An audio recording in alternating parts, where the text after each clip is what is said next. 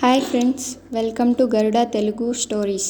కొత్త వాళ్ళు first time మా ఛానల్ని చూస్తున్నట్లయితే సబ్స్క్రైబ్ చేసుకోండి. వీడియో నచ్చినట్లయితే లైక్ చేసి మీ సపోర్ట్ని తెలియజేయండి.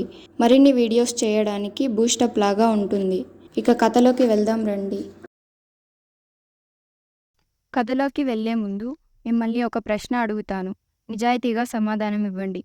మీకు అర్ధరాత్రి ఫోన్ చేసి మీరు ఎప్పుడు వినని ఏరియాలో ఒక అడ్రస్ చెప్పి ఇక్కడికి వస్తే 1000 రూపాయలు ఇస్తాను అంటే మీరు వెళ్తారా?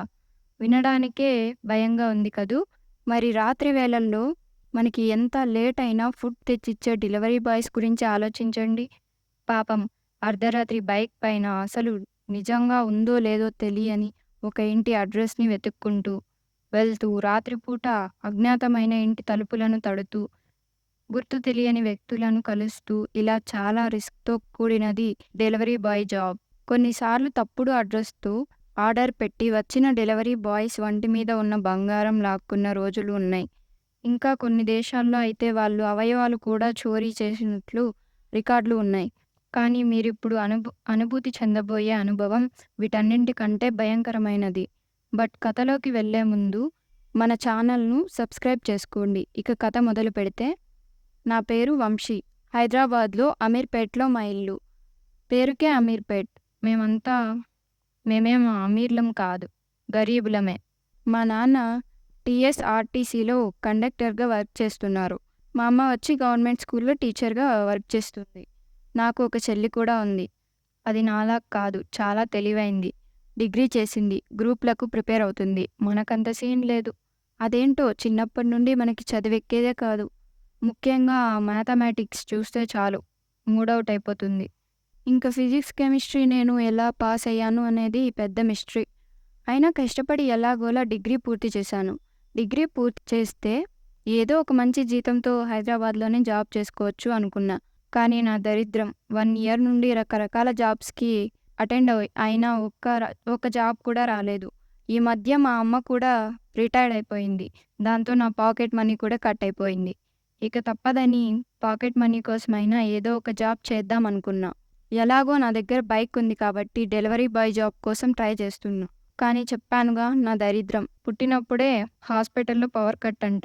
డెలివరీ బాయ్ జాబ్ కూడా నాకు రాలేదు. కానీ అదేదో సినిమాలో మెలకువలోకొచ్చాయి అన్నట్లు కొన్ని రోజులకు నాకు పిజ్జా డెలివరీ బాయ్గా జాబ్ ఇచ్చారు.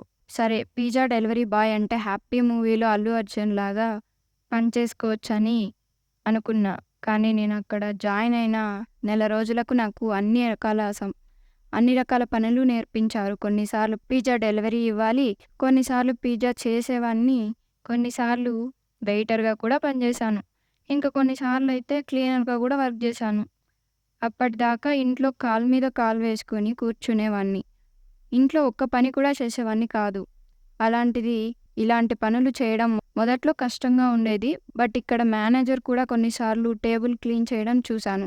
అవన్నీ చూశాక ఇక్కడ అందరూ అన్ని పనులు చేయాలని అర్థమైంది. నెల రోజులు నన్ను గమనించారు. నాకు ఎక్కువగా డెలివరీ పని అప్పగించేవారు.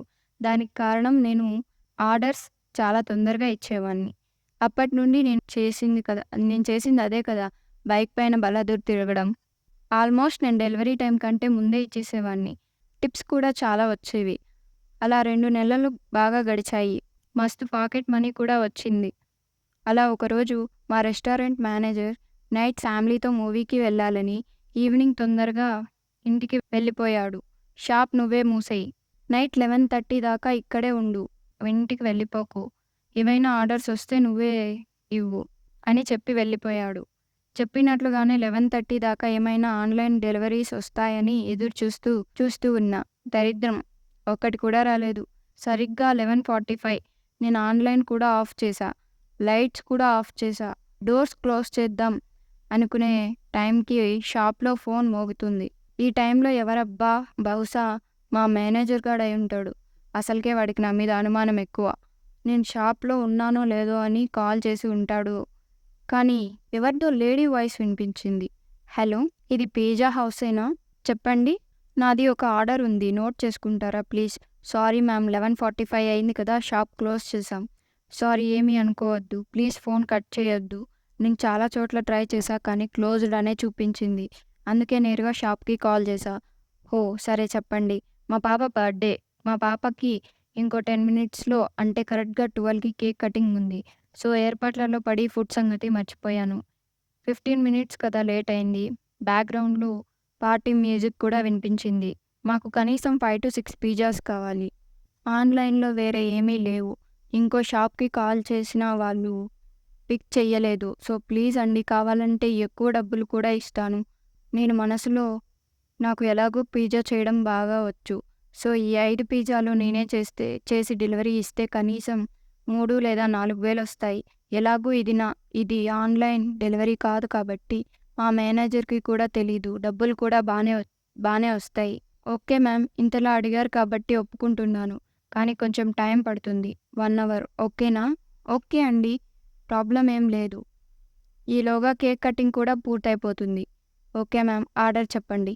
6 పిజ్జాలు. బట్ అస్సలు ఉప్పు లేకుండా. No salt. అదేంటి మ్యామ్ అసలు సాల్ట్ వద్దా? ఆహా వద్దు.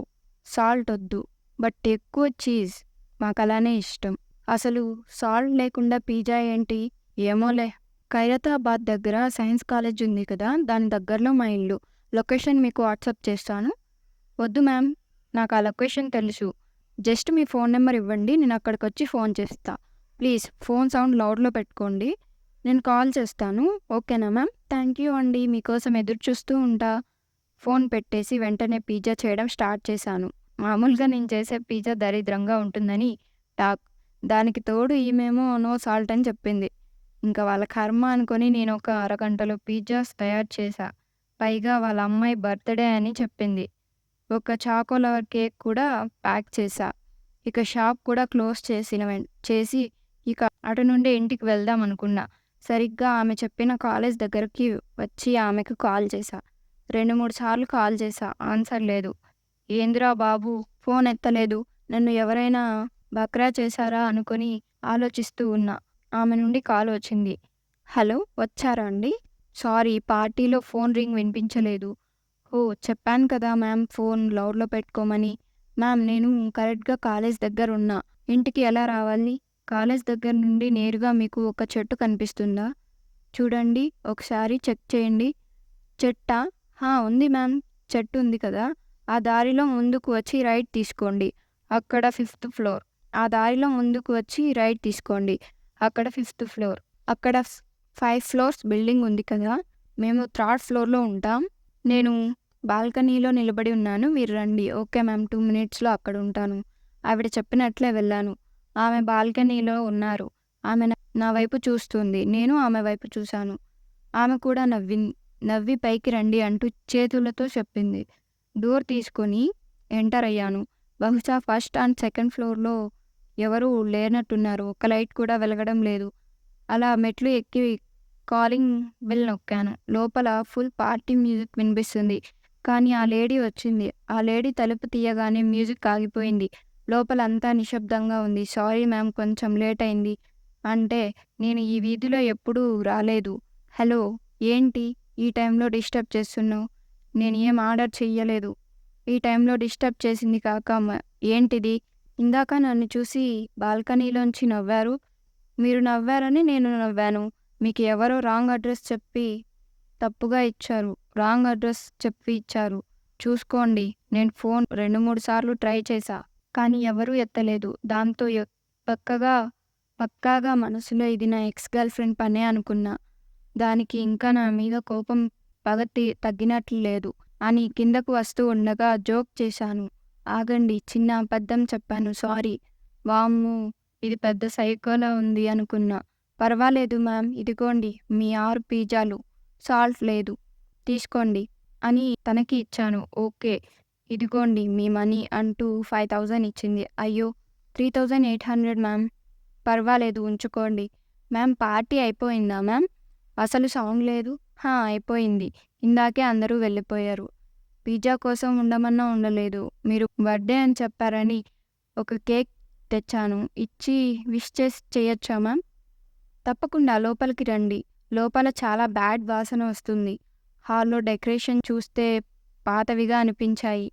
సుమారు 2 సంవత్సరాల ముందు డెకరేషన్ చేసినట్లు అనిపించింది. హాల్‌లో సోఫా పైన ఒక బాబు కూర్చొని ఉన్నాడు. కానీ తెల్లగా అదో రకంగా ఉన్నాడు. బర్త్‌డే మీ పాపకని చెప్పారు కదా మ్యామ్? అవును. మా పాపదే. నేను తిరిగి చూసేలోపు అబ్బాయి బదులు అమ్మాయి ఉంది. బట్ సేమ్ అదే ప్లేస్‌లో ఉంది. నాకు ఏదో తేడాగా అనిపించింది. వామ్మో! ఇక్కడుండడం మంచిది కాదు అనుకుని హాయ్! హ్యాపీ బర్త్‌డే అని పాప ముందు కేక్ తీసుకెళ్ళి పెట్టి, పాప ఏం మాట్లాడడం లేదు. పాపకి ఏం వినిపించదు. మీరు ఆ కేక్ నాకివ్వండి. ఇది ఖచ్చితంగా సైకో ఫ్యామిలీ అనుకుని ఓకే మ్యామ్. ఇక నేను వెళ్తాను. లేట్ అయింది అని బయట బయలుదేరుతుంటే, పర్వాలేదు బాగా లేట్ అయింది అనుకుంటా నైట్ ఇక్కడే స్టే చేసి రేపు మార్నింగ్ వెళ్ళొచ్చు. అసలేం మాట్లాడుతుందిది అనుకుంటే షాక్ అయ్యారా? మళ్ళీ జోక్ చేశా. ఇక మీరు బయలుదేరొచ్చు అని చెప్పింది. ఒక్క సెకండ్ కూడా ఆగకుండా నేను బయటకు వచ్చా. కిందకు వచ్చి బైక్ స్టార్ట్ చేస్తున్నప్పుడు తను బాల్కనీలో నిలబడి పిలిచింది. మీరు రావడానికి బాగా లేట్ అయింది అన్నారు కదా! పోవటానికి ఒక దారి ఉంది. ముందుకు వెళ్తే ఎడమ వైపు తిరగండి. 30 నిమిషాలు కలిసొస్తుంది. ఆమె చెప్పినట్లే వెళ్ళాను. ఎదురుగా 2 ప్రహరీ గోడలు మధ్యలో ఒక దారి కనిపించింది. బట్ మహా అంటే ఒక లైట్ ఉంది అంతే. అది కూడా ఆగి ఆగి వెలుగుతుంది. బట్ ఆమె చెప్పినట్లు వెళ్తే నిజంగా 30 నిమిషాలు కలిసొస్తుందని వెళ్ళాను. సగం దారికి వచ్చాక ఎడమవైపు ఏదో కదులుతున్నట్లు కనిపించింది. ఏందా అని చూస్తే బైక్‌లో నెమ్మదిగా పోతుంటే నా బుర్ర పాడైపోయే ఒక విషయం నాకు అర్థమైంది. ఆమె నాకు చెప్పిన దారి శ్మశానం మధ్య నుండి పోతుంది. ఆమె నాతో మళ్ళీ జోక్ చేసినట్లుంది. ఈ సైకో లేడీ ఎందుకిలా నాతో ఆడుకుంటుంది అనుకుంటూ ఒక రేంజ్‌లో బైక్ స్పీడ్ పెంచి అటూ ఇటూ చూడకుండా శ్మశానం అవతలి వైపు గేట్ దగ్గరకు వెళ్ళాను. ఆ గేట్ లాక్ లేదు కానీ క్లోజ్ చేశారు. సో, బైక్ సైడ్ ఆపి గేట్ ఓపెన్ చేసి నేరుగా బైక్ పైన ఎలాగో రోడ్ పైకి వచ్చేశాను. కానీ సడన్‌గా నా బైక్‌ని కంట్రోల్ చేయడం కష్టంగా అనిపించింది. ఇంక 10 నిమిషాల్లో మా ఇల్లు వచ్చేస్తుంది అనగా మా ఫ్రెండ్ ఒకడు కనిపించాడు. వాడు నాకేం పెద్ద ఫ్రెండ్ ఏమీ కాదు. జాబ్ కోసం కలిసినప్పుడు పరిచయమయ్యాడు. హాయ్ వంశీ కదూ! ఎలా ఉంది పిజ్జా హౌస్‌లో? సెకండ్ షో నుండి వస్తున్నారా? షో ఏంటి? ఇప్పుడే డెలివరీ చేసి వస్తున్నా. ఎందుకబ్బా అంత చిరాకయినా? ఇంత నైట్‌లో నిన్ను డిస్టర్బ్ చేయడం నాదే తప్పులే. సారీ మ్యామ్ అని ముందుకు వెళ్ళిపోయాడు. వీడికేమైనా పిచ్చా? మ్యామ్ అంటున్నాడేంటి? అసలేం మాట్లాడుతున్నాడు? మాటిమాటికి మీరు అంటున్నారేంటి? అనుకుంటూ బైక్ స్టార్ట్ చేసి సైడ్ మిర్రర్ నుండి చూసా. నా తల పక్కనే ఇంకో తల కనిపించింది. ఆ తల ఎంత వికారంగా ఉందంటే నేను మాటల్లో చెప్పలేను. దాన్ని మిర్రర్‌లో చూసాక గుండె ఆగిపోయింది. వెంటనే బైక్ వదిలి పారిపోదాం అనుకున్నా. కానీ నా చేతులు బైక్ హ్యాండిల్ నుండి తీయలేకపోతున్నా. ఆల్మోస్ట్ అతుక్కుపోయినట్లు అనిపించింది. ఆ ఆకారం వెనుక నుండి నన్ను చేతులతో పట్టుకుంది. నా తల నా కంట్రోల్‌లో లేకపోయినా నా కళ్ళు కిందకి నేను మిర్రర్‌లో చూసా. ఇది నా మెడ దగ్గరకు వచ్చి వాసన చూస్తూ ఉంది. చూస్తూ నన్ను మీ ఇంటికి తీసుకెళ్ళు. మీ అమ్మకి, నాన్నకి చూపించు. ఇక మీ ఇంట్లోనే ఉందాం. నేను బైక్ వదిలి పారిపోదామన్నా నా చేతులు మాత్రం బిగించుకుపోయినట్లున్నాయి. ఆ క్షణం నేను నేరుగా ఇంటికి వెళ్తే అది మా ఇంట్లో వాళ్ళను చంపడం ఖాయమనిపించింది. But bike ఆపుదామనుకున్నా. కానీ ఆపలేకపోతున్నా. అప్పుడు నాకు ఒక ఆలోచన వచ్చింది. కేవలం ఆ ఆలోచన వల్లే ఈరోజు నేను ప్రాణాలతో ఉన్నాను. మీతో ఒక విషయాన్ని చెప్పాలి. నాకు ఆ పరిస్థితుల్లో ఏం చేయాలో అర్థం కాక దానితో మాటలు కలుపుదామని అనుకున్నాను. సరే, నాకు కూడా మీరు నచ్చారు. మీరు నన్ను పెళ్లి చేసుకుంటారా అని అడిగాను. అది నవ్వుతూ పోనీలే, నీకైనా నచ్చాను. నన్ను ఉండనిస్తారా మీ ఇంట్లో అంటూ మాట్లాడుతుంది. అలా అది నాతో మాట్లాడుతున్నప్పుడు దాని ధ్యాస తప్పేసరికి నా చేయిపై దాని కంట్రోల్ కాస్త తగ్గింది. దానితో మాటలు కలుపుతూ మా ఇంటి దగ్గరకు వచ్చాను. మా ఇంటి దగ్గరకు వచ్చిన నేను ఎడం పక్క ఉన్న వీధిలోకి వచ్చేసా. ఆ వీధిలో ఒక దర్గా, హనుమాన్ టెంపుల్ ఉన్నాయి. ఆ వీధిలోకి తిరిగిన వెంటనే నా తలపైన ఎవరో కొట్టినట్లు అనిపించింది. తల పగిలిపోతున్నా నొప్పి వచ్చింది. సరే, బండి మాత్రం ఆపకుండా వెళ్ళిపోయాను. చెవుల దగ్గర వెనక నుండి గట్టిగా అరిచినా సరే బండి ఎక్కడా ఆపలేదు. బండి పడేసి గోడ దూకి హనుమాన్ టెంపుల్లోకి వెళ్ళిపోయా. రాత్రంతా ఆ గుళ్ళోనే పూర్తిగా తెల్లారే వరకు ఉండిపోయా. తెల్లవారగానే ఇంటికి వెళ్ళాను. మా నాన్నకి ఈ విషయం చెబితే ఆ టైంలో నువ్వు శ్మశానంలోకి వెళ్ళావురా? ఎందుకెళ్ళావురా వెధవా? ఏదో పట్టుకున్నట్టుంది. నాకు మాత్రం ఆ దారి చెప్పిన అమ్మాయిని చంపేయాలంత కోపం వచ్చింది. మరుసటి రోజు మధ్యాహ్నం బైక్ తీసుకొని ఆ ఇంటికి గొడవకి వెళ్ళా. కానీ అక్కడ వెళ్ళి చూస్తే ఆ బిల్డింగ్ పైకి వెళ్ళా. చూస్తే తలుపులు ఓపెన్ చేసి ఉన్నాయి. నేను కాలింగ్ బెల్ కొట్టినా ఎవరూ రాలేదు. అయితే నేను లోపలికి వెళ్ళా. కానీ అది సినిమాల్లో చూపించినట్లు ఉంది. కానీ ఒక మూలలో నేను డెలివరీ చేసిన పిజ్జాలు పడి ఉన్నాయి. ఒక్క పిజ్జా కూడా తినలేదు. నేను తెచ్చిన చాక్లెట్ కేక్ కూడా అలానే ఉంది. ఇంతలో బయట రోడ్లోంచి ఎవరో పిలిచినట్లు అనిపించి బయటకు వెళ్ళి చూశాను. ఏంటి బాబూ, ఏం చేస్తున్నావ్ ఆ ఇంట్లో? నేను దిగి ఆ ఇంట్లోకి వెళ్ళి, నిన్న ఈ ఇంట్లో నేను పిజ్జా డెలివరీ చేశాను. ఈరోజు ఎవరూ లేరు. ఆయన వింతగా నవ్వుతూ, ఈ ఇంట్లో డెలివరీ చేశావా? ఇది నా ఇల్లే, మరి ఆర్డర్ చేశారంటున్నావ్? లేదండి, మొన్న చందన అనే పేరుతో. ఏంటి, జోక్ చేస్తున్నావా? లేదండి, నిజంగా చందన అనే పేరుతో కాల్ చేశారు. ఆపు బాబూ, 4 సంవత్సరాల నుండి ఎవరూ లేరు. నువ్వు చెప్పిన చందన అనే వ్యక్తి 4 ఏళ్ల క్రితమే ఉండేది. మరి ఇప్పుడు ఎక్కడున్నారు? మరి పైన ఎవరున్నారు? 4 ఏళ్ల నుండి ఖాళీగా ఉంది. ఆ చందన విషయం తెలిసిన వాళ్ళందరూ మాకు వద్దు అంటున్నారు. చందన విషయం ఏంటి? 4 ఏళ్ల క్రితం తన కొడుకుతో కలిసి ఇక్కడే ఉండేది. పాపం అనాథ. అదీ కాక చిన్నతనంలో భర్త చనిపోయాడు.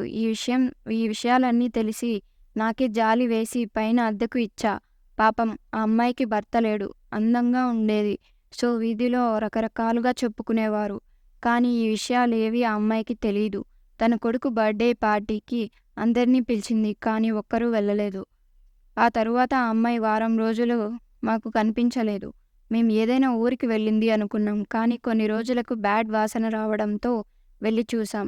ఆ అమ్మాయి ఇలా అనాథగా బ్రతకడం నాకు నచ్చలేదు. నా కొడుక్కి ఆ గతి పట్టనివ్వను అని లెటర్ రాసి చనిపోయింది. ఆ తరువాత పిజ్జాలో విషం కలుపుకొని తిని చనిపోయిందని పోలీసులు చెప్పారు.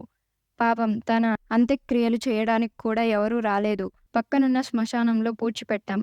ఆ పెద్దాయన చెప్పిన దాన్ని విని నాకే బాధేసింది. కానీ తను నన్ను చంపాలనుకుంటే ఆ ఇంట్లోనే అదే రోజు రాత్రే నన్ను చంపేసేది. కానీ పాపం నన్ను నేరుగా ఇంటికి తీసుకెళ్ళు. అమ్మా నాన్నకు చూపించు. అందరూ ఒకే ఫ్యామిలీలాగా ఉన్నాం. పోనీలే, నీకైనా నచ్చాను. నన్ను ఉండనిస్తారా మీ ఇంట్లో? తనకి అంతిమ క్రియలు జరగకపోవడం వల్ల తను చనిపోయానన్న విషయం తనకు తెలియక తనకి ఏదో ఒక ఫ్యామిలీ దొరుకుతుందని ఆశగా ఎదురుచూస్తుందని అర్థమైంది. కొన్ని రోజుల తర్వాత నేను చందన లడ్డు గాడికి ఆత్మశాంతి కలగాలని పూజ చేయించా. పూజ చేసి అదే రోజు నేను ఒక పిజ్జాను చేసి అక్కడ పెట్టా.